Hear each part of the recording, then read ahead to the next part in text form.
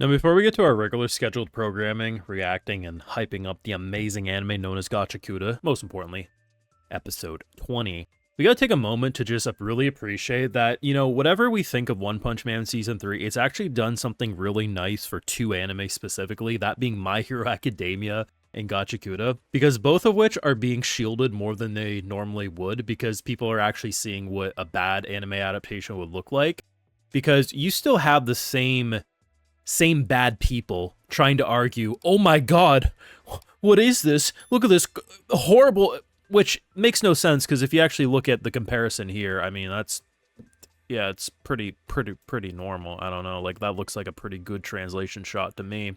But I really appreciate how everyone just collectively has, like, come together to shit on these types of people, like the My Hero Academia fandom passing on their frame comparison stupidity to the Gachiakuta fandom, because that's what My Hero used to do. The My Hero fandom would always take, like, random-ass shots, even though My Hero has had a consistent-ass anime adaptation. Oh, there's some good ones, like this one right here. God, I wish Bones wasn't the studio to get Gachi. Like, seriously, yeah, it's one of the best new-gen titles. Another one. This one I love. Full 24-episode season without breaks, only 1 year of production, somehow constant animation throughout, amazing direction, one of the best OSTs in anime. God, I wish they didn't get Gachi. You know what, One Punch Man? Everyone owes you a fucking apology, because holy hell, if anything you have exposed, like, if you want to criticize One Punch Man, go ahead. But thank God, normal anime and even good-looking anime are now getting, like, when people do this shit, because they've been doing this shit every goddamn season, and finally they're getting their goddamn shit pushed in, and I love it. But hey, if you got this far on video, make sure you drop a like, share, support, subscribe if you're new around here on Patreons, where you can catch my full live reactions, all this and more. But hey, let's give you a little teaser to it now. But we had to meme the clowns first and foremost. Oh, yo, we got Carcooned. What the fuck? I love how they're ready to have their final stand, only for a car to unironically just, like, force them into the seats. Imagine you did die, though. Like, you get saved by falling into a car, and then just, like, you die because it has no airbags. I love how deeply unserious this episode is. Like, you just know they're gonna drop some serious shit at the very end. You know what's great, too? They're not using music here. The only sound outside of the voice work is the sound of the wind going through the empty cave. I'm gonna laugh my ass off, though, if, like, at the end of this fucking arc, Engine looks at our girl, and he's like, hey, I heard gunshots. Gonna make us proud. He ain't gonna take the hand that bites us. Honestly, in a way, One Punch Man looking the way it does actually has helped other shows not get stupid-ass criticism that makes no sense this season. So, you always gotta look at the glass half full. So overall, this was a great episode, man. It was actually the silliest episode while also being the most heartfelt. And that's how you know you got a great shonen on your hands, when it can balance the two, because battle shonens are known to be silly, but they can also have their tearjerker moments, Like, this has to be one of my favorite shots I've seen all fall season.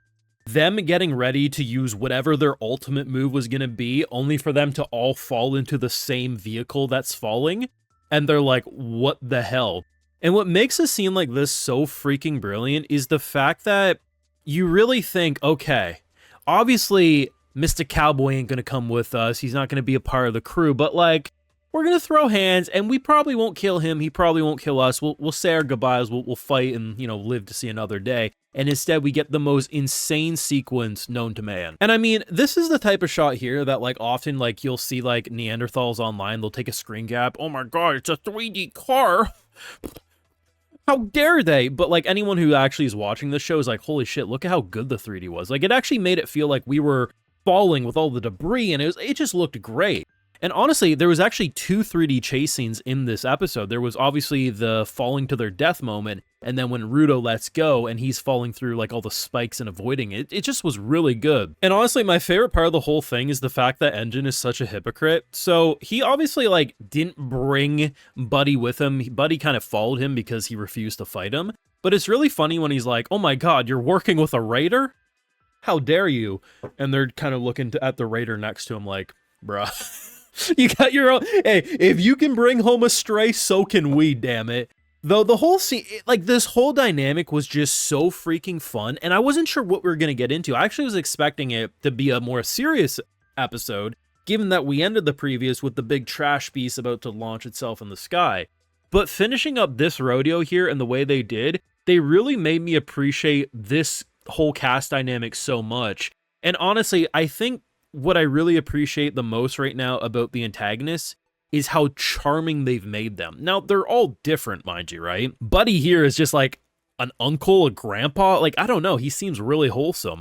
This dude just has social anxiety, which is really funny. You got potentially the epitome of evil.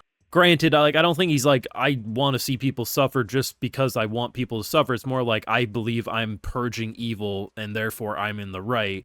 You know, there's a wide variety of personas, but I appreciate that they're not all just Jabber being Joker level energy. They all have their unique personalities, and I think it makes it a more interesting cast dynamic because you never know by the end of a run of a show like this who's going to make it out alive and who might switch sides by the end, sort of a deal. Because I think they all truly believe in what they're fighting for, but some of their personalities make it feel like there could be hope for having them turn cloak, you know what I mean?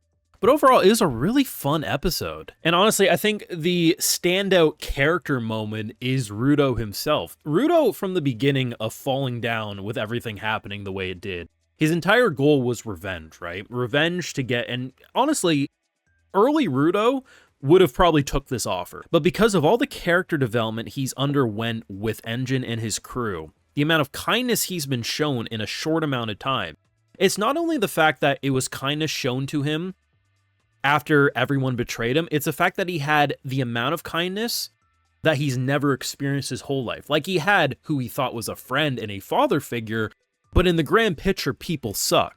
And now he's learning people don't suck. So the fact that he was willing to say, I won't take your hand and I'm going to drop down is a really impressive moment. Because, like, shonens love the kind of power of friendship, believing in the me that believes in you, family is everything. You see that a lot in these shows, but I think the way they handled Rudo's moment here is one of the better ones we've seen in the past little while. And I mean, anyone who is, of course, watching My Hero Academia, we've had a lot of really good moments there too. So I'm not saying like this is the only shonen that has had impressive believing in the me that believes in you and everyone coming together, but it doesn't happen enough to feel like, oh, we should undersell how great the scene is, because I think it deserves a lot of hype. And it's easy to freeze frame and be like, oh, if we zoom in on characters' faces, is it as detailed as maybe some of the manga panels? Probably not. But when you got the OST, when you got the voice actors, when you got the animation and the directing, everything coming together, it's really weird.